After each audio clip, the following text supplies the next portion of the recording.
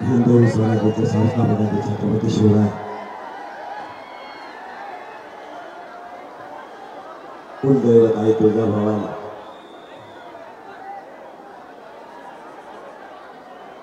आणि विराट रूपाने जमलेल्या माझ्या धाराशिव जिल्ह्यातील मराठा बांधवांना माझा मानाचा देश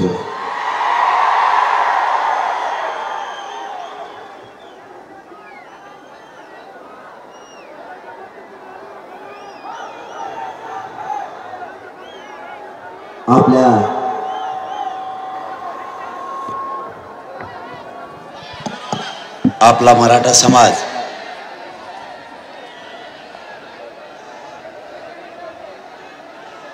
आपल्या मुलाच्या न्यायासाठी जिल्ह्यात एकत्र आला। या मराठा समाजानं अनेक वर्षापासून आपल्या मुलाच्या भविष्यासाठी आरक्षणाचा संघर्ष आणि लढाई सुरू केली। शेवटी प्रत्येक वेळी मराठ्यांच्या नशिबी आणि मराठ्यांच्या मुलाच्या नशिबी फक्त अन्याय आणि अन्यायाचं वाट्याला यायचं।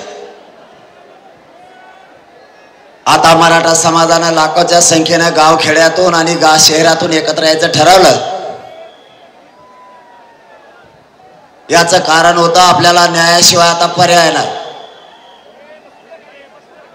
ही लढाई सलग 10 महिन्यापासून मायबाप मराठ्यांना सुरू आहे।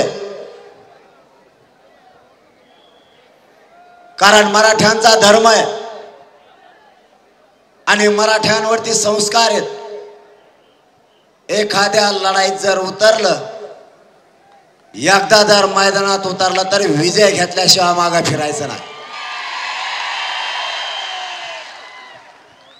मराठ्यांनी एखादी लढाई जर हातात घेतली, परिणामाचा विचार कधीच मराठ्यांनी केला नाही।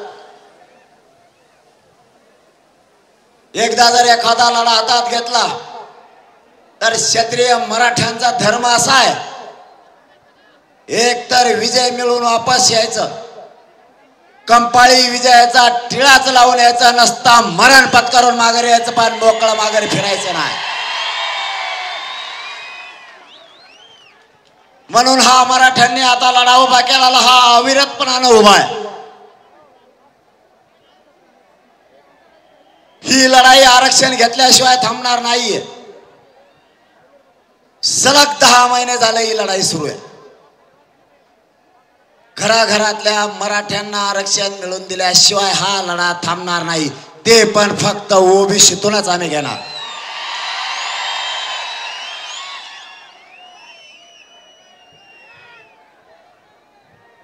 मायबाप मराठ्यांनो,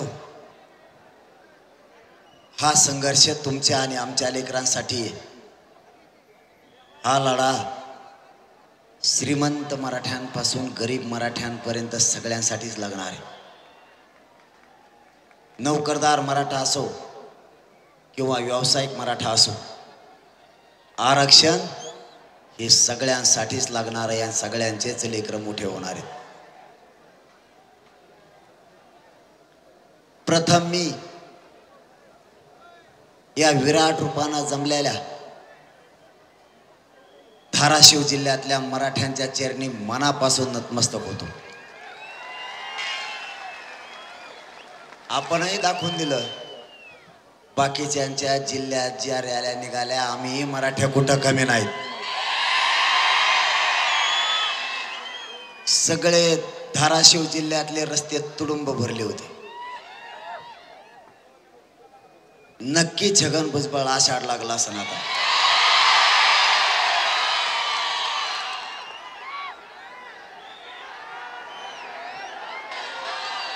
त्याला संडास 100% लागले म्हणून समजायचे आता।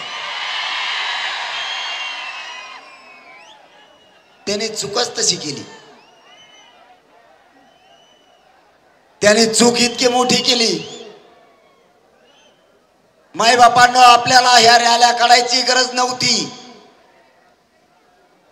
आपल्याला या रॅल्या शांततेच्या का काढाव्या लागल्या, त्याच्या पाठीमागे छगन भुजबळ। छगन भुजबळने दंगली घडवण्याचा, जाती जाती तेढ निर्माण करण्याचा प्रयत्न सुरू केला. म्हणून या राज्यात कायदा सुव्यवस्था अबाधित राहिली पाहिजे आणि शांतता राहिल्या, त्यासाठी मराठ्यांनी राज्यभर सुरू केल्यात.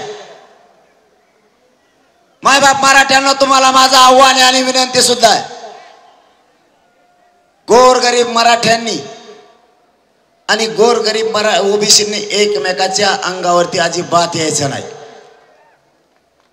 या राज्यात शांतता राहिली पाहिजे, कारण हे राज्य राजकारणाचे काय बापाची जागिरी नाहीये. हे राज्य आपल्या 18 पगड जातीच्या गोरगरीब ओबीसींचा, गोरगरीब मराठ्यांच्या जनतेचं राज्य. हे येतील जातील, आपल्या आपल्यात मारामाऱ्या लावतील. गोरगरीब मराठ्यांचं आणि गोरगरीब ओबीसींचं वाटोळं होईल. मदतीला कोणीच येणार नाही, म्हणून आपल्याला शांतता ठेवायची. आरक्षणाची काळजी तुम्ही नका करू. असले छगन भुजबळ भिजबळ किती येऊ द्या, आरक्षण घेऊ आपण. मी निभार आहे, काळजी करू नका. फक्त तुम्ही शांतता ठेवा. हे शांततेचं युद्ध कोणालाच रोखता येत नाही, कोणालाच कोणात हिंमत सुद्धा नाही ती रोखण्याची. आपल्याला या रॅल्या काढाव्या लागल्या नसत्या, परंतु मराठा समाजासमोर संकट उभा केली गेली. सरकारचा आणि देवेंद्र फडणवीस साहेबांचं ऐकून आणि त्यांच्या बळावर यांनी सगळं बळ छगन भुजबळला दिलं. काय रे, छगन भुजबळ आला काय?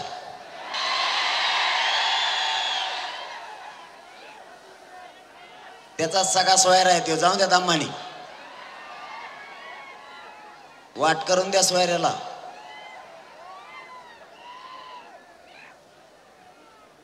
त्या काढून तिकडे बाजूला, एका बाजूला तिकडे काढून द्या त्याला. अरे तिकडे रस्ता करा त्याला, जाऊन तिकडे. अरे तिकडून रस्ता करून द्या त्याला.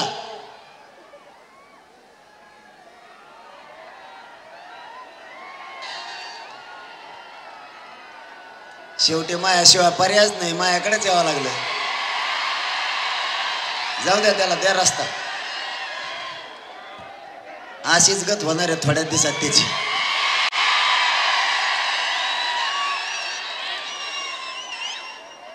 रस्ता करून द्या एका बाजूने, जाऊ द्या. मराठ्यांनी कवा रस्ता करून द्या जायचा. अशा व्यक्तीला रस्ता करून द्या जा रे पटकून.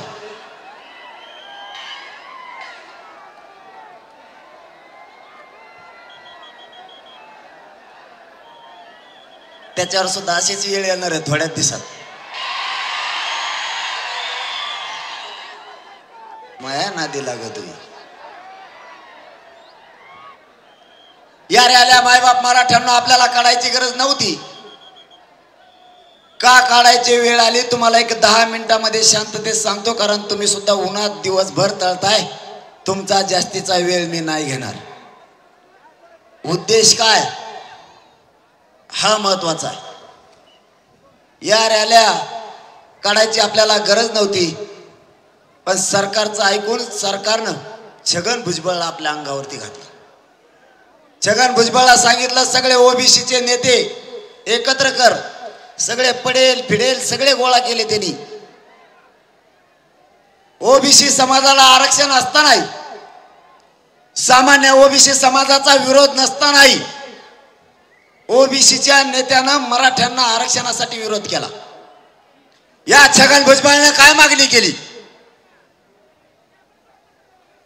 100-150 वर्षापूर्वीच्या असणाऱ्या मराठ्यांच्या नोंदी, ज्या सरकारी नोंदी आहेत, त्या नोंदीला कायद्यानं मान्यता दिलेली. आरडा करू नका, ऐकायला आलं तरी बस. आरक्षण खूप महत्वाचं आहे, हे गोष्ट समजून घ्या. नाही दिसायला मिळालं तरी नका दिसू देऊ. तुम्हाला आवाज आला तरी ठीक आहे, कारण आपल्या मनात आपल्या विचारात आपल्याला परिवर्तन करायचंय. कारण आपली जात कव्हा नाही ती दशकानंतर एकत्र आली, त्याचा आनंद आपल्याला असू द्या.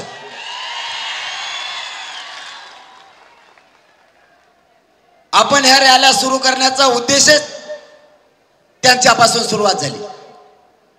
छगन भुजबळांना ओबीसीचे नेते एकत्र केले आणि सगळ्यांना एकमुखानं मागणी सुरू केली. मायबाप मराठ्यांनो, ज्या शेकडो वर्षापूर्वीच्या मराठ्यांच्या सरकारी नोंदी आहेत,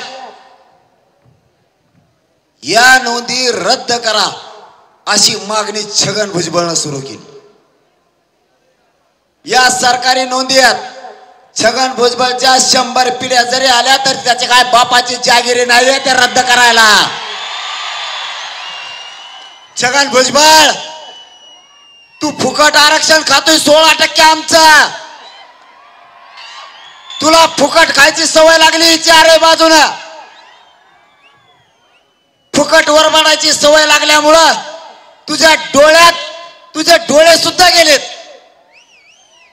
तू इतकं पाप आणि पातक करायला लागला की तुला भान सुद्धा नाही राहिलं तू कशाची मागणी करतो आणि तू कोणत्या पदावर बसलाय. ज्या संविधानाने तुला पदावर बसवलं तुला येतही भान नाही राहिलं की तू मागणी काय करतोय.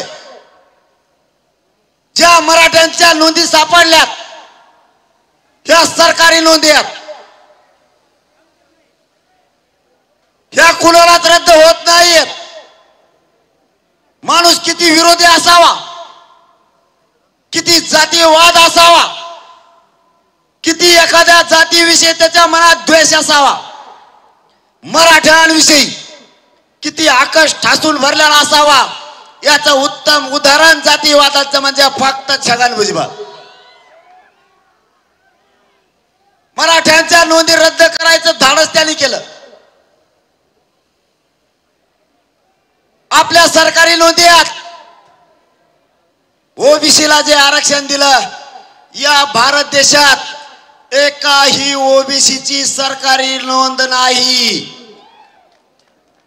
भारत देशात मराठाच एक अशी जात आहे की भारत देशात फक्त मराठ्यांच्या सरकारी नोंदी सापडल्या. तरीही यांची मागणी आहे, मराठ्यांच्या नोंदी रद्द करा. या धाराशिव जिल्ह्यातून आणि या लाखो मराठ्यांच्या साक्षीनं शिंदे साहेबांना आणि फडणवीस साहेबांना सांगतो, या आमच्या सरकारी नोंदी आहेत, याच्यातली एकही नोंद रद्द केली तुमचे 288 उमेदवार मराठ्यांनी पाडलेच म्हणून समजा. तुमच्यात हिंमत असली तुम्ही फक्त नोंदी रद्द करून दाखवा, मग मराठ्यांची ताकद काय असते मग तुम्हाला आम्ही दाखवतो. आम्ही शांत आहेत, आम्हाला शांत राहू द्या. जर का आमचा संयम सुटला तर या राज्यात आम्ही एकटेच मराठी 50-55% सगळ्यांची पाठ पुरवण्याची ताकद एकट्या मराठ्यात. आम्हाला त्या वळणावरती नेऊ नका. छगन भुजबळ तुमच्या सरकारचा मंत्री आहे, त्याला समजून सांगा. त्याला जातीय तेढ निर्माण करण्याशिवाय दुसरं काहीच येत नाही. धनगर बांधवांचा आणि मराठ्यांचा कधीच वैर नाही, कधी विरोधही नाही. ही छगन भुजबळ इतका अपिशा पायाचा आहे. यांनी धनगर बांधवात आणि मराठा बांधवात सुद्धा वाद लावायचे ठरवले. धनगर बांधवांना माझी विनंती आहे, विनंतीशिवाय नाविलाज दुसरं काय करू शकत नाहीत. आम्ही तुम्हाला समजून घ्यायचं तर घ्या, नाही तर तुमचा प्रश्न तुमच्यापाशी, आमचा प्रश्न आमच्यापाशी, वेळ आल्यावर बघू. विनंती करणं माझं काम आहे. धनगर बांधवांच्या आरक्षणाला मराठ्यामुळं नाही, कोणाच मुळे धक्का लागू शकत नाही, कारण तुमचा वेगळा प्रवर्ग आहे. त्यामुळं धनगर बांधवांसाठी, धनगर बांधवांच्या आरक्षणाला देव जरी आला तरी धक्का लावू शकत नाही. हे अगोदर समजून घ्या. छगन भुजबळचं ऐकून फुकट इकत भांडण घेऊ नका. गोरगरीब ओबीसीत आणि गोरगरीब मराठ्यात छगन भुजबळचं ऐकून वाद लावू नका. आमची इच्छा नाही कोणाशी वाद करायची. भावना समजून घ्या. ही छगन भुजबळ नादी लावतोय. कोणाला म्हणतो आमदारकी देईन, कोणाला म्हणतो महामंडळ देईन. अरे बाबा छगन भुजबळ, तू थांब रे थोडं, जरा दम धर. वा कार्यक्रमात लावतो मी तू थोडं थांब. आणि तसं बी यावल्यातले लोक तुला निवडून येऊन बी देत नाही ह्या बारीने. तू 7-8-10 म्हशी घेईन एखादा हाल्या घेईन हिंड तिकडे आता.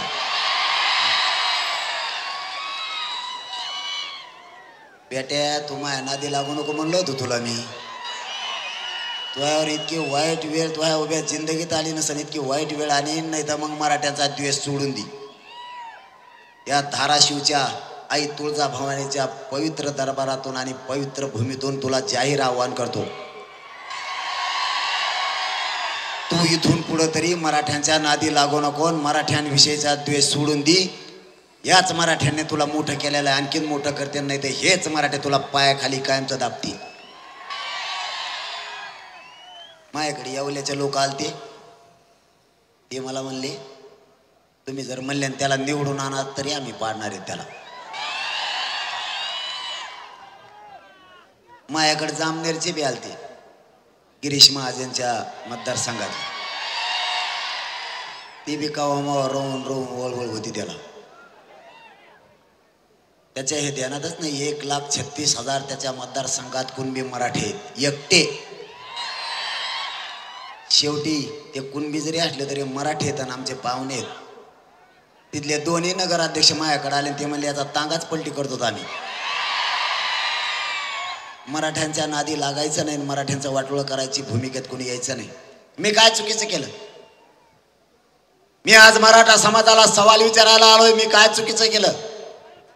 आणि देवेंद्र फडणवीस साहेबांनाही सांगतो तुम्ही विनाकारण गैरसमज पसरवू नका.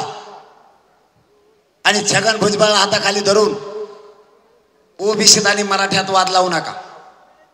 आम्ही काय चूक नाही केली. हे जर जातीसाठी एवढे कट्टर आहेत यांना आरक्षण असून हे सगळेजण सगळ्या पक्षातले ओबीसीचे नेते एकत्र यायला लागलेत. म्हणजे हे जर एकत्र आले तर जातीवाद नाही. आणि मराठे जर एकत्र आले तर जातीवाद. वारे न्याय. तुम्ही लोकाला पाडता त्यावेळेस जातीवाद नाही. आणि मराठ्यांनी एखादी बार तुम्हाला टंगडीत धरून आपटीलं पाळलं तर जातीवाद.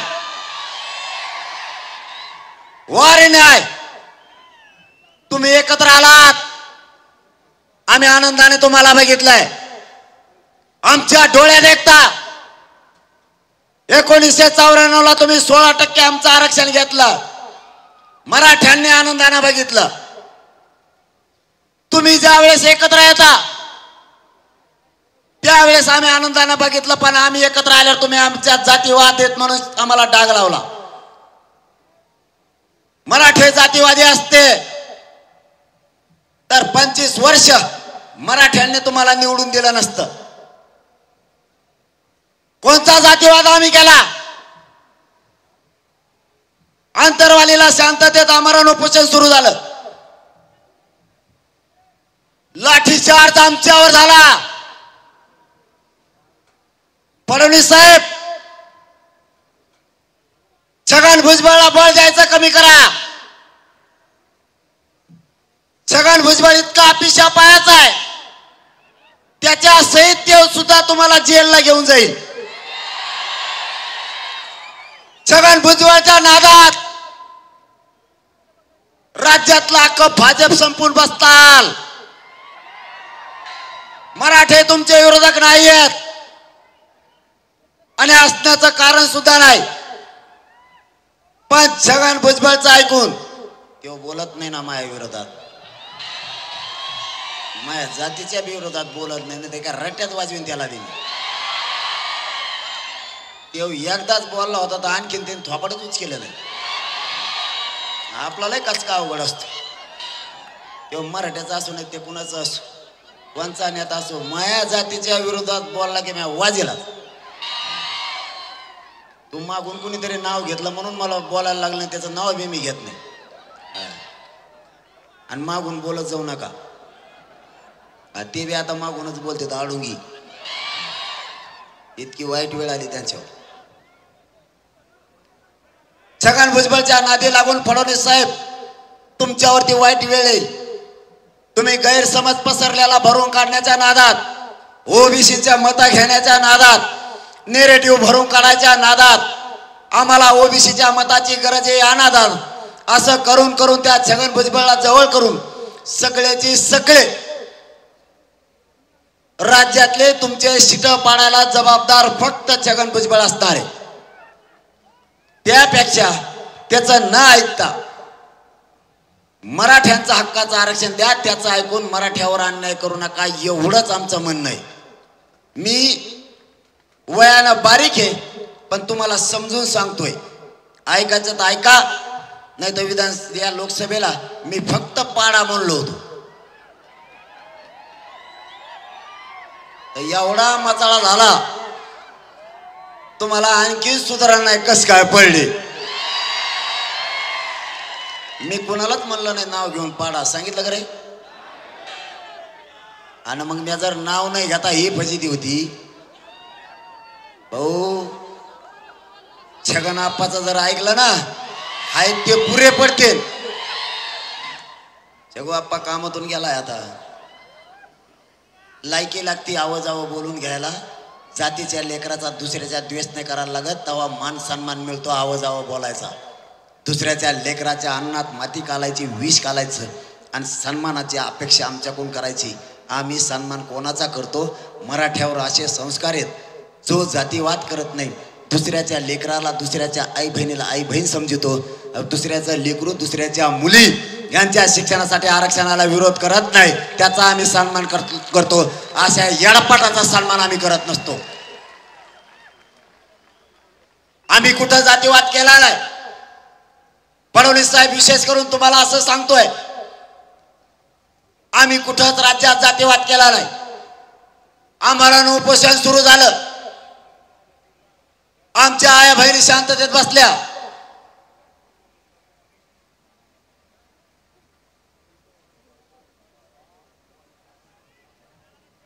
मोबाईलवर बोलतो, बैठकीला बोलिलं आपल्याला, मला वाटलं बैठकीला बोलिलं. आम्हाला उपोषण अंतरवाली सुरू झालं. माय मावल्यांनो, स्वतःच्या लेकरासाठी, स्वतःच्या नातवासाठी, या मराठा समाजाच्या वेदना भोगलेल्या मराठ्यांच्या लेकरासाठी अंतरवालीत आमरण उपोषण सुरू झालं. आमच्या आई बहिणीचा काही दोष नव्हता. जसे तुम्हाला लेकर आहेत तसे आम्हालाही लेकर आहेत. आमच्या आई बापानं स्वप्न बघितलं आमचे लेकर अधिकारी झाले पाहिजेत. आमच्या आई बापानं रात्रंदिवस कष्ट करून लेकर शिकवलेत. असा एकही बाप आणि एका आई नाहीये त्याला वाटत नाही माझं लेकरू अधिकारी होऊ नये म्हणून. आमच्या आई बाप झाल्यानं वेळेप्रसंगी उस तोडलेत, व्याजानं पैसे काढलेत, पण लेकर शिकवलेत. आई बापानं स्वप्न बघितलंय माझ्या वाट्याला आलेल्या वेदना, माझ्या वाट्याला आलेला कष्ट माझ्या लेकराच्या वाट्याला येऊ नये म्हणून वेळेप्रसंगी आमच्या मायबापानं जमिनी विकल्या, पण लेकर शिकवलेत. पण या आरक्षणानं आमच्या लेकराचा घात केलाय. आई बाबाच्या स्वप्नाची राख रांगोळी झाली. आरक्षण नसल्यामुळे आमचे लेकर नाही नोकऱ्याला लावू शकले. फुकटचं आरक्षण 16% आरक्षण छगन भुजबळनं वर पाडलंय. आता नोंदी सापडल्या त्याही रद्द करा म्हणतोय. हे आरक्षण मराठ्यांना मिळावं म्हणून अंतरवालीत आमरण उपोषण सुरू झालं. काही कळण्याच्या आत इतका भयानक प्राणघातक हल्ला आमच्या आई बहिणीवरती आणि तिथल्या बसलेल्या माणसांवरती झाला की मुंडके वर करायच्या आतच रक्ताचा सडा पडला. आमच्या आई बहिणीच्या पोटात आणि छातीत गोळ्या घुसल्या. बारीक बारीक लेकरं रक्ताच्या थारोळ्यात पडले. आई लेकराला दिसत नव्हता ना बापाला लेकरू दिसत नव्हतं. इतका अंधाधुंदपणे मार सुरू होता. की त्या अश्रुधुराच्या नळकांड्याने त्या धुरानं बारीक बारीक लेकरांचे डोळे सुद्धा उघडत नव्हते 8-8 दिवस. वयोवृद्ध माणसं असणाऱ्यांच्या मांड्यात गोळ्या, कुणाच्या हातात गोळ्या, छोट्या छोट्या मुलींच्या डोक्यात गोळ्या, माई माऊलींच्या डोके ह्या दस्त्यानं, बंदुकीच्या दस्त्यानं फोडण्यात आले. 30-30, 35-35 टाके पडले. रक्ताच्या थारोळ्यात किंकाळणारे, आक्रोश करणारे आमची आई, या मायबाप मराठ्यांना उचलून दवाखान्यात न्यायला सुद्धा कोणी नाही. एवढा मोठा संघर्ष आणि एवढा मोठा अन्याय मराठ्यांनी सहन केलाय. आम्हाला जातीवादी कशावर सिद्ध केलाय. आजही आमच्या आई बहिणीला रस्त्यानं नाही चालता येत. आजही बाजावर झोपलेले आमचे आजी आणि आजोबा, आमचे मराठ्यांचे माणसं, तरुण पोरं, आजही त्यांना नाही चालता येत. जर कोणाला बघायचे असले आणि फडणवीस साहेब तुम्हाला बघायचं असलं तर आत्ताही गोळ्या आणि बंदुकीने घातलेले छेरे आत्ताही पोरांचे आम्ही पायात आणि हातात तुम्हाला दाखवतो. गोळ्या घालणारे जातीवादी अधिकारी, फडणवीस साहेब, जातीवादाचा डाग छगन भुजबळच्या माध्यमातून मराठ्यांना लावू नका. ज्या अधिकाऱ्यांनी मराठ्यांवरती गोळ्या झाडल्या त्या जातीवादी अधिकाऱ्यांना तुम्ही अधिकारी कोणते आणले होते हे आम्हाला माहिती. त्या अधिकाऱ्यांना बडतर्फ करण्याऐवजी तुम्ही मराठ्यावर गोळ्या झाडणाऱ्या अधिकाऱ्यांना बढती दिली. हे आयुष्यभर मराठे विसरणार नाहीत, लक्षात असू द्या. हिशोब होणार, दिवस बदलतात. फडणवीस साहेब, मी करणाऱ्यांच्या सुद्धा सत्तेचा, सत्ता गायले आणि गर्व असणाऱ्यांचा सुद्धा गर्वाचा हरण झालाय. सत्ताला दिवसाचे नाहीये, मराठ्यांचे सुद्धा दिवस येतील. अधिकाऱ्यांना जातीवाद करायची गरज नव्हती, त्यावेळेस हिशोब पुरा होणार म्हणजे होणार, सुट्टी नाही. तुम्हाला आरक्षण असून, फडणवीस साहेब तुम्हाला तिसरा मुद्दा सांगतोय, माझ्या मराठ्यांना माहित असावं म्हणून सांगतो. आरक्षण असून छगन भुजबळ मराठ्यांच्या विरोधात लढतोय. जातीवादी छगन भुजबळ कामी, आंतरवालीत आमरण उपोषण सुरू. त्याच अंबड तालुक्यात एल्गार सभा छगन भुजबळने घेतली आणि तिथून जातीवाद केला. मराठ्यांचे हातपाय तोडा, माझे कोयत्यानं तोडा. अनेक वेगळे वेगळे उग्रट भाषण.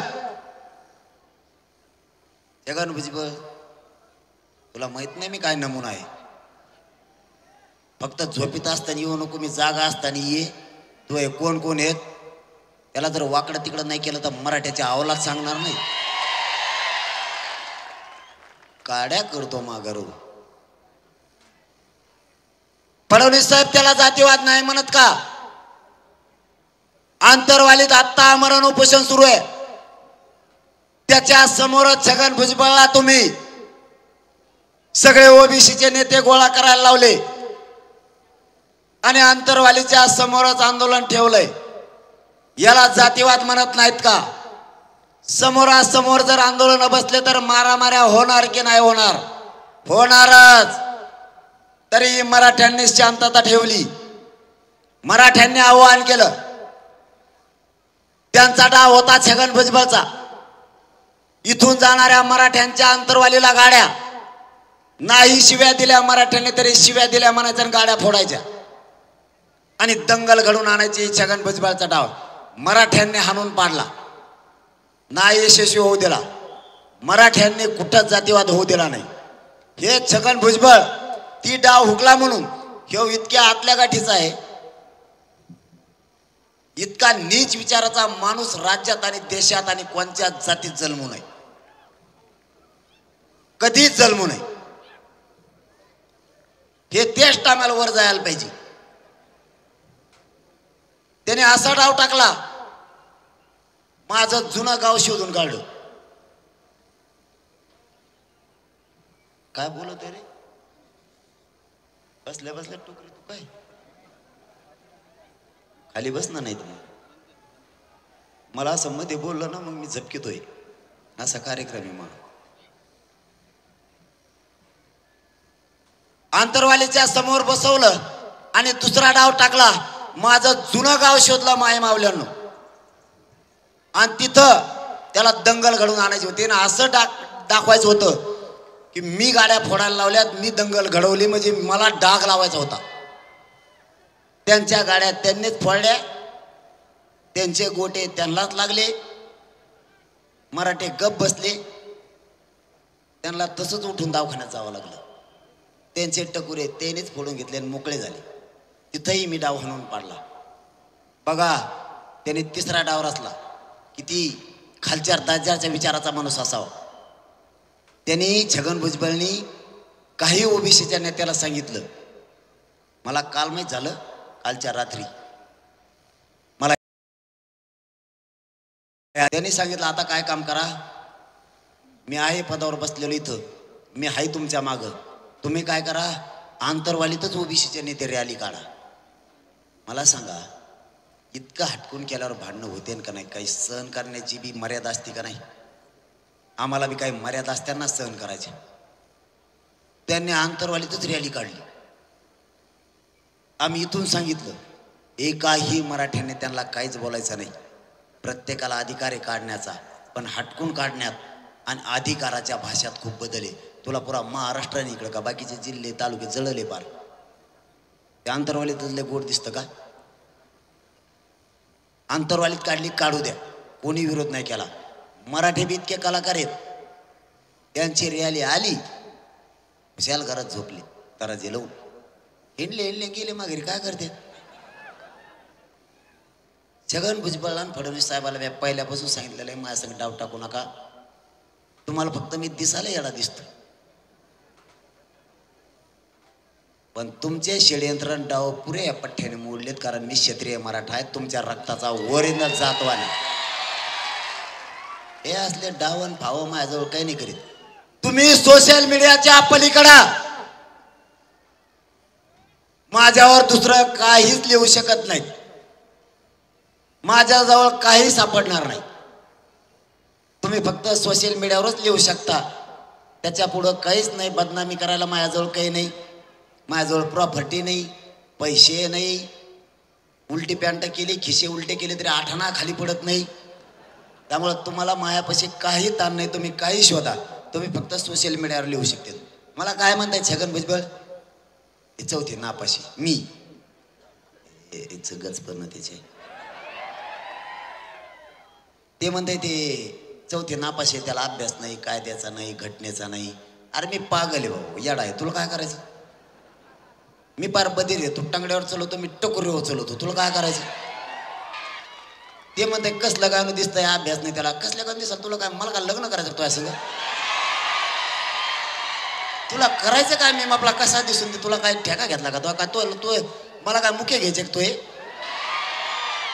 तुला करायचं काय? मी कसला दिसून दे? तू जसा तो या जातीसाठी कट्टर आहे, तसा मनोज जरांगे सुद्धा त्याच्या जातीसाठी कट्टर आहे.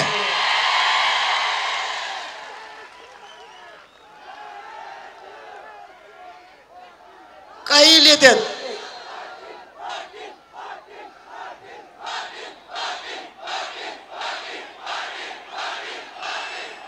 सोशल मीडियावरती मला उगा बदनाम करायसाठी सुरू करतात, काही लिहितात. हे म्हणतात हे येडे ये, याला काही कळत नाही, गावठी आहे, रानटी आहे. अरे मी रानटी आहे, गावठी आहे, मी पार गधा आहे. पण खोटा कसा ठोकला उठतो तुला? मी अभ्यासक नाही बाबा, तू PhD केलेली, पुस्तक वाचू वाचू तो डोळ्याचे खासड झाले पार. मी पार गधा आहे, पण तुला माही खोटी उपटती का? तुला मी 29 ऑगस्टला सांगितलं होतं, तो पाचर ठोकली. मी असा खोटा ठोकी की तुला कमीत कमी 1000 पिढ्या तरी उपटणार नाही. येतो गोपटे तर तुला मी येडा आहे, पण ठेप्याला आणलं नाही सगळ्याला. माय बापा हो, मी जातीवाद नाही करत. मी एकाही ओबीसीच्या नेत्याला आतापर्यंत नाही दुखवलं आणि ओबीसी समाजाला सुद्धा नाही. पण मी छगन भुजबळला सोडत नाही. त्याचं कारण असं आहे, सगळ्यात मोठा जातीवादी राज्यात फक्त छगन भुजबळ. मराठ्यांचा आरक्षणाचा मारेकरी फक्त छगन भुजबळ. मी जातीवाद केला नाही, कधी करणार पण नाही. काय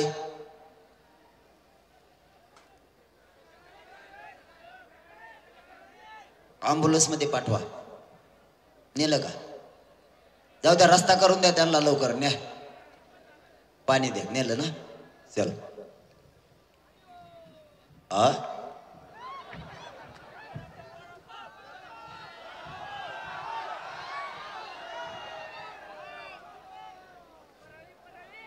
हेच कळत नाही त्याला, छगन भुजबळला हेच कळत नाही. पारधी समाजाचे बांधव सुद्धा अपंग असताना रॅली सहभागी आहेत. मुस्लिम समाजाचे, दलित समाजाचे, धनगर समाजाचे बांधव सुद्धा आहेत. काही काही समाजाचे बांधव सुद्धा, राजपूत समाजाचे बांधव सुद्धा रॅली सहभागी आहे. सामान्य ओबीसींना सगळ्यांना वाटतं की गोरगरीब मराठ्यांचं कल्याण झालं पाहिजे, त्यांच्या जर सरकारी नोंदी असतील तर. पण याला नाही कळत. जातीवाद माईबापावर मी कुठंच नाही केला आणि करणारही नाही. आपण ही रॅली काढण्याचं कारण, त्यांनी मागणी केली मराठ्यांच्या नोंदी रद्द झाल्या पाहिजेत. तुम्हाला सांगतो, सावध राहा. राजकारणी लोकांच्या नादी लागून आपल्या लेकराचं वाटोळं करू नका. इथं भाजपचा मराठा असला तरी आरक्षण लागणार आहे. भाजपच्या नेत्याला नाही लागायचं, पण भाजपमधल्या गोरगरीब मराठ्यांना आरक्षण लागणार आहे. राष्ट्रवादी काँग्रेस शिवसेनेच्या श्रीमंत मराठ्यांना आरक्षण नाही लागायचं. तो भला तुमचा नेता असेल आणि त्याला नाही लागणार, पण गोरगरिबांच्या मराठ्यांच्या लेकराला मोठं होण्यासाठी आरक्षण लागणार आहे. त्यामुळं आपल्यातली फक्त एकजूट फुटून द्यायची नाही. काही झालं तरी आपण जातीवाद करत नाही आणि कधी करणार पण नाही. आपल्याला रॅलीज यासाठी काढाव्या लागल्या की छगन भुजबळनं मागणी केली मराठ्यांच्या नोंदी रद्द करा. एकही मायबापल्यानं आणि मायबाप मराठ्यानं एकही नोंद रद्द होऊ द्यायची नाही, एक सुद्धा. नसता राज्यातले अख्खे रस्ते जाम करायची वेळ आली तरी हरकत नाही, पण नोंदी रद्द मात्र मराठ्यांच्या होऊ द्यायचा. जातीवादाचा टाक तुम्ही आम्हाला कसा लावायला लागले? कशाच्या आधारावर तुम्ही आम्हाला जातीवादी सिद्ध केलंय? एखाद्या वेळेस तुमचं एखादं सीट पडलं म्हणून आम्ही जातीवादी, आणि तुम्ही आमचे शेकडो पाडले, त्यावेळेस तुम्ही जातीवादी नाही येत का? आम्ही कोणता जातीवाद केला? तुम्ही आमच्या गोरगरीब मराठ्यांना त्रास द्यायचा एकजुटीच्या जीवावर, तो जातीवाद नाहीये का? तुमच्या लोकांनी आमच्या अधिकारी वर्गाला सुद्धा त्रास द्यायचा. तू मराठ्याचा आहे म्हणून आमचं काम करत नाही का, असं त्याला हिलवायचं. हा जातीवाद नाहीये का? आमच्या डॉक्टरांना सुद्धा तुम्ही जातीवादी म्हणायला लागलात. तुम्हाला पैसे कमी केले तर ठीक, नाहीतर त्याला भाषा वापरायची. तू मराठ्याचा डॉक्टर आहे म्हणून आम्हाला पैसे देत नाही का, कमी करत नाही का? हा कोणता जातीवाद नाही का? गोरगरीब मराठ्यांना त्रास द्यायचा, आमच्या अधिकारी वर्गाला त्रास द्यायचा, याला जातीवाद म्हणत नाहीत का? आमच्या आरक्षणाला विरोध करायचा, याला जातीवाद म्हणत नाहीत का? माझी मराठ्यांना विनंती आहे, पुढच्या काळात एकमेकाच्या मदतीला यायचं शिका. कुठल्या अधिकाऱ्याला त्रास दिला तर मराठ्यांनी ताकदीनं त्याच्या पाठीशी उभं राहायचं शिका. आपली जात सांभाळायला शिका. हे 10-5 टक्कूच एकत्र येतात आणि अधिकाऱ्यांना सुद्धा त्रास देतात, आपल्या व्यावसायिकाला त्रास देतात. पुढच्या काळात या गोष्टी होऊ द्यायच्या नाही. संरक्षण करायचं, जातीच्या लोकांचं रक्षण करायचंय. आणि बघायची भूमिका घेत जाऊ नका. कोणाला पाय नाही लावायचा, पण पाय लावला तर सहन करायचं नाही. एखाद्या गावातल्या गरीबाला त्रास दिला, त्याच्या मदतीला सगळेजण धावून जात जा. त्याच्यावर अन्याय होऊ देऊ नका, बघायची भूमिका घेऊ नका. हे लोक आपल्यावर अन्याय करायला लागलेत. सगळे एकत्र येऊन गोरगरीब मराठ्यांना गावखेड्यात त्रास सुरू झालाय. बघायची भूमिका आता बंद करा. शांततेत का होईना जाऊन उभा राहा. दुसऱ्या वेळेस अन्याय बंद होईल. काही झालं तरी मी मात्र मागे हटत नाही. मला फक्त तुमचा आशीर्वाद आणि साथीची गरज आहे. यांच्या किती टोळ्या एकत्र येऊ द्या, तुम्ही त्याची काळजी करू नका. आतापर्यंत 1.5 कोटी मराठ्यांना आरक्षण मिळालं. कसं मिळालंय ते राहिलेल्या 5 मिनिटात सांगतो आणि सुट्टी झाली आपल्याला. मी सरकारला विचारलं होतं 54 लाख नोंदी निघाल्यात. खरं सांगा किती निघाल्या आणि त्या खऱ्या आहेत का? सरकारनं सह्याद्रीच्या बैठकीतच प्रोसिडिंग बुक दिलंय आणि त्याच्यावरती लिहिलंय 54 लाख नाही 57 लाख मराठ्यांच्या नोंदी सापडल्या. 57 लाखात 3 जरी धरल्या तरी 1.5 कोटी मराठा आत्ताच आरक्षणात गेलाय. त्याच्यामुळं काळजी करू नका. आरक्षण घेतल्याशिवाय आपण नाही हटत. 2 मुद्दे होते तेवढे तुम्हाला सांगतो. शब्द होते 4, त्याच्यापैकी 2 सांगतो. चर्चा सुरू झाली सरकारशी अंतर्वालीत. न्यायाधीश 4 बरोबर आणले. मंत्री लोक भरपूर, आमदारही भरपूर आले, सचिव आले, सगळे अभ्यासक सुद्धा आरक्षणाचे आणि घटनेचे सुद्धा होते. कायद्याचे अभ्यासक आणले. हे आणण्याचं काम सरकारने केलं आणि 4 शब्दावरती चर्चा सुरू झाली. त्यातले महत्वाचे 2 शब्द सांगतो. सगळ्या सोयऱ्यांची अंमलबजावणी करायची या शब्दावरती आमचं सगळ्यांचं एकमत झालं. सगळे सोयरे म्हणजे कोण? ज्या मराठ्यांची नोंद सापडली आणि ज्या मराठ्यांची नोंद सापडली नाही. ज्या मराठ्यांची नोंद सापडली त्याच नोंदीच्या आधारावर नोंद न सापडलेल्या मराठ्यांना आणि त्याच्या सगळ्या सोयऱ्यांना कुणबी प्रमाणपत्र द्यायची. यावर सगळ्यांचं एकमत झालं. शब्द दुसरा, ज्या मराठ्यांची नोंद सापडली त्या नोंदीच्या आधारावरच महाराष्ट्रातील मागेल त्या मराठ्यांना कुणबी प्रमाणपत्र द्यायचे. यांनी टाकला होता माझ्यावर डाव. एवढंच सांगणार आहे, मी लगेच सुट्टी घेणार आहे. आता गिरीश महाजनांनी सांगितलं सगळे सोयरेची अंमलबजावणी टिकणार नाही. मला माहित होतं हे जे आंदोलनात जातं म्हणजे अण्णा हजारेचे असो कोणाचे असो हे पनवतीच लावतं आणि डाव टाकून आंदोलन संपित. हे मला आधीच त्यांच्याच भाजपातल्या काही माजी मंत्र्यांनी सांगितलं होतं. त्याला वाटत असं सगळे त्याचेच आहेत काय, आमचे भेद काही, कारण त्यांना आरक्षण मिळालंय, त्यांच्या लेकरात चांगलं झालंय. त्याने असा डाव टाकला, पण मी त्याच्या पुढचं होतो. मला माहित होतं हे पुढं चालून डाव टाकणार आहे आणि त्यांनी टाकलाच ह्या 15 दिवसात. तेव्हा मला सगळ्या सोयरीची अंमलबजावणी टिकणार नाही. काही केलं, कोणी आला तरी ती अंमलबजावणी कोणी उडू शकत नाही. त्याचं कारण सांगतो. 2012च्या कायद्यात दुरुस्ती करून सगळ्या जाती धर्माच्या सगळ्या सोयऱ्यांना त्या आपण केलेल्या कायद्यामुळे फायदा होणार आहे म्हणून ते उडणार नाही. तरी त्याने डाव टाकला, पण मी पुढचा टाकून ठेवला त्या टायमालाच.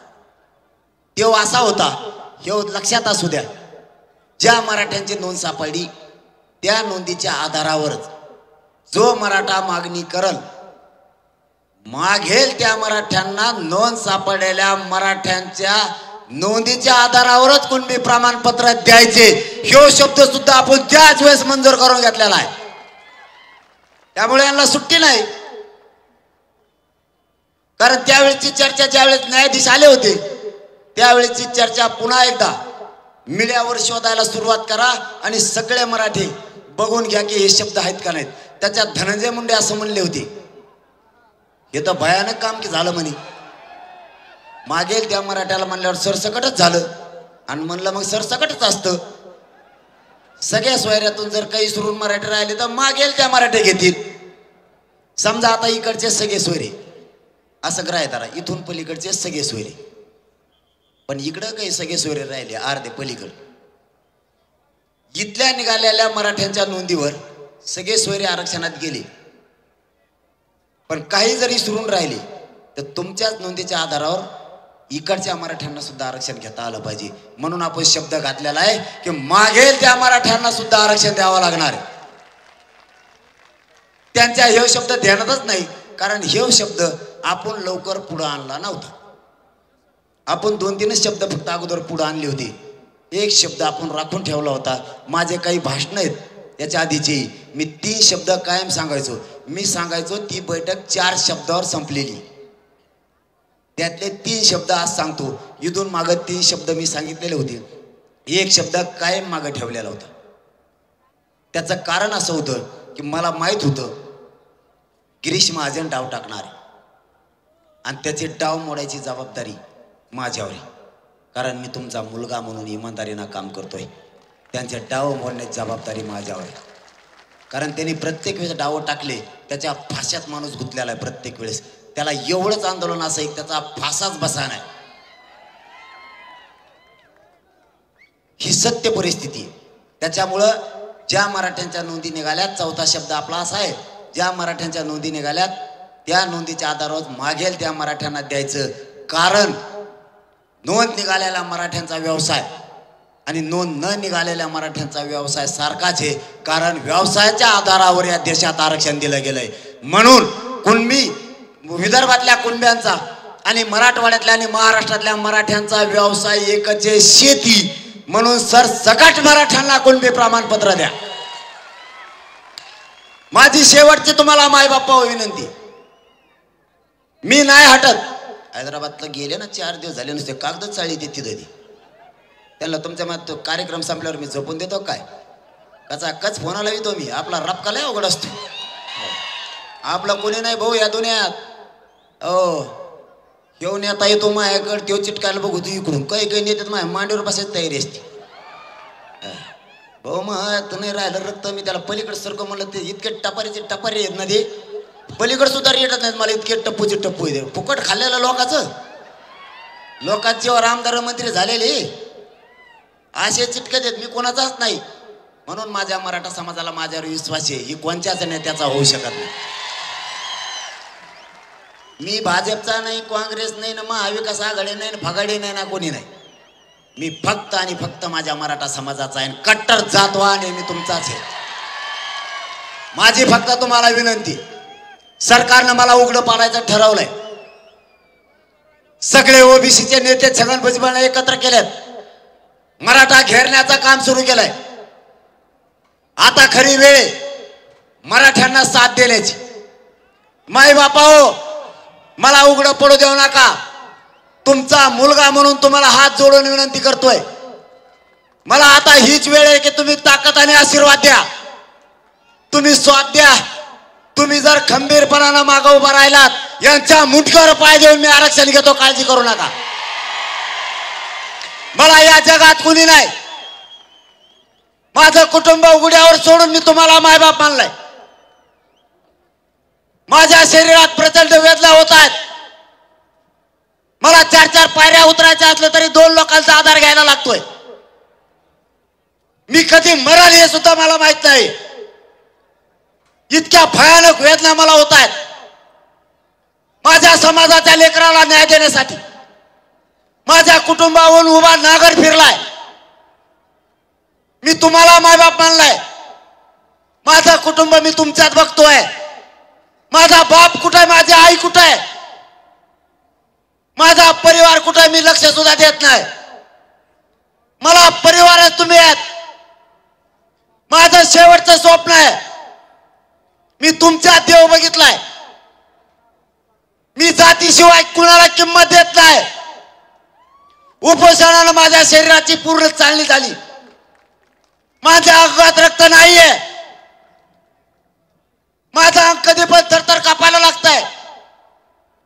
माझं वजन कमी झालंय, मी तुमच्यात कधी असेल का नाही याची सुद्धा मला भीती वाटते, पण मी आहे तोचपर्यंत तुमच्या लेकराला आरक्षण देईन, त्याशिवाय मरणार नाही. यांनी किती घेरू द्या, किती षडयंत्र करू द्या, मी नाही हटत. माझं शेवटचं स्वप्न आहे आपल्या कोटीना मराठ्यांच्या लेकरासाठी, मी तुमच्या लेकरासाठी यांच्या सगळ्या दुश्मन अंगावर घेतल्यात. मी फक्त मराठ्यांचं दुःख बोलतोय, मराठ्यांची खरी खरी वेदना मांडतोय. मी सरकारला फुटत नाही, मी सरकारला मॅनेज होत नाही, म्हणून सरकार माझ्यावर चढायला लागलाय. माय बापा हो, मला कशाची गरज नाही, मला नाही पाहिजे पैसे, मला नाही पाहिजे पद. मी नशीबवान आहे, तुम्हीच माझ्यासाठी संपत्ती आहेत आणि तुम्हीच माझ्यासाठी पद आहे. मला नाही गरज यांच्या पैशाची, मला तुमच्याकडून एकच अपेक्षा आहे फक्त,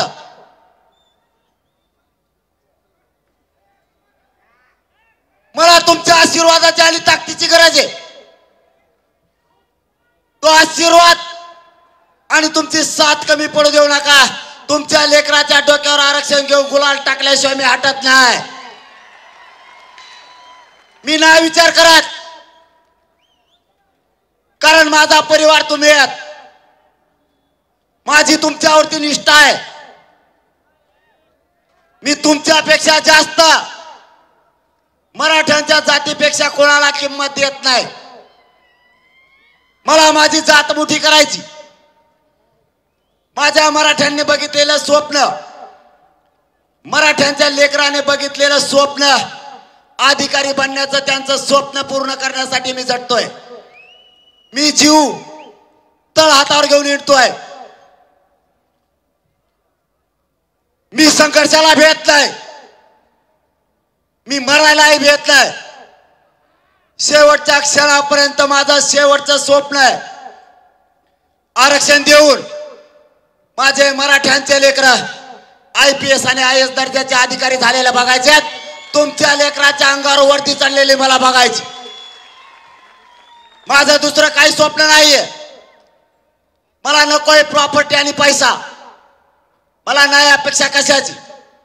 मला फक्त माझे मराठ्यांचे पोरं मोठे झालेले बघायचे. माझा समाज हाच माझ्यासाठी दैवत आहे. तुम्हाला झालेला त्रास मी नाही सहन करू शकत, तुमच्यावर आलेले संकट मी नाही सहन करू शकत. मराठ्यांच्या पोरानं नोकरीतून हुकल्याच्या नंतर त्याच्या वेदना नाही मला बघू वाटत. त्याच्या डोळ्यातलं पाणी काळीच पिळवाटून टाकणार आहे. त्याच्या वेदना नाही सहन होत. मराठ्यांच्या लेकरांनी ज्यावेळेस आई बापाची आठवण करताय आणि ते सांगताय माझ्या बापानं आईनं खूप पैसे घातले पण मी नोकरीला नाही लागलो, घरी कसा जाऊ, त्यावेळेस इतक्या वेदना होत आहेत की त्या सांगता येत नाहीत. माझा संघर्ष त्यासाठी, बलिदान दिलेत मराठ्यांच्या पोरानं या मराठा आरक्षणासाठी. अण्णासाहेब पाटलांपासून अण्णासाहेब जावळे पाटलांपर्यंत, मेटे साहेबांपासून वडजे साहेबांपर्यंत 350 पोरांनी आपल्या बलिदान दिले. हे बलिदान मला नाही जाऊ वायाला जाऊ द्यायचे. आई बहिणीचं कंपाळ उघडं पडलंय. या आरक्षणापायी आपल्या आईच्या कंपाळाचा कुंकू पुसलाय. त्या घरातल्या वेदना एकदा फडणवीस साहेब जाऊन बघा. मराठ्यांच्या वेदना काय आहेत. छगन भुजबळ, तुला नाही कळायच्या मराठ्यांच्या वेदना. आमच्या आडवं येऊ नको. तू जर आडवा आला तर तुझ्यामुळे सगळं सरकार पाडायला सुद्धा मराठे मागे पुढे बघणार नाही. माझ्या आई बहिणीच्या कंपाळाचं कुंकू गेलंय आरक्षणापायी. ज्या घरात आत्महत्या आरक्षणासाठी झाली त्या घराचा उंबरा सुद्धा ओलांडू वाटत नाही. कारण त्या काळ्या कुट्ट अंधारात आत्महत्या केलेल्याची बायको ओक्सा भोक्सी कोपऱ्यात रडते. तिच्या डोळ्यात पाणी नाहीये. पुढचं जीवन जगायचं कसं? करता पुरुष घरातला गेलाय. आता मी पुढे काय करू? 2-2, 4-4 वर्षाचे लेकरं तिच्या मांडीवर. फडणवीस साहेब, तुम्हाला आमच्या समाजाच्या वेदना नाही कळायच्या. आमच्या आत्महत्या झालेल्या कुटुंबाकडे एकदा जाऊन बघा. आमचे बलिदान गेलेत ते लोकांचे एकदा घर जाऊन बघा. बारीक बारीक लेकरा बाप नाही दिसल्यावर कसे रडतायत एकदा जाऊन बघा. तुम्हाला दुसऱ्या दिवशी सकाळी अटॅक येईल. बापा विना लेकरं जगायला लागलेत. बापाचा पाठीवर हात फिरणारा नाही राहिला. आमच्यावर आरक्षणामुळे अन्याय होतोय. छगन भुजबळ, तुला नाही कळायचं? तुमच्या घरातला कुणी मरत नाही म्हणून तुम्हाला वेदनाची जाणीव नाही. माझ्या मराठ्यांच्या घरातले लोक मेले आहेत त्याची जाणीव मला त्यांचा मुलगा आहे म्हणून आहे. तुम्ही किती विरोध केला तरी ओबीसीतून मराठ्याला आरक्षण मिळवून देणार आहे. वाटेल त्या थराला जाईल पण मराठ्यांना आरक्षण मिळवून दिल्याशिवाय मनोज जरांगे मागे हटू शकत नाही. तुम्हाला माझा शेवटचा शब्द आहे, एकजूट राहा.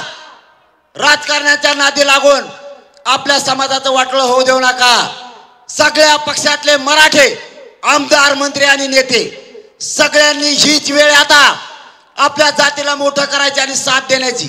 सगळ्यांना हात जोडून विनंती करून सांगतो, मंत्र्यांसह, मराठ्यांच्या आमदार खासदारांसह आणि सामान्य मराठ्यांना सुद्धा जात वाचवा. जात संकटात सापडली, जातीला साथ द्या, जातीच्या पाठीशी उभा राहा. ही जात तुम्हाला कधीच विसरणार नाही. सगळेजण एकजूट राहा. ही लढाई आपल्याला जिंकायची. माझ्या पाठीशी आपला आशीर्वाद आणि साथ राहू द्या एवढीच विनंती करतो आणि थांबतो. धन्यवाद. जय शिवराय.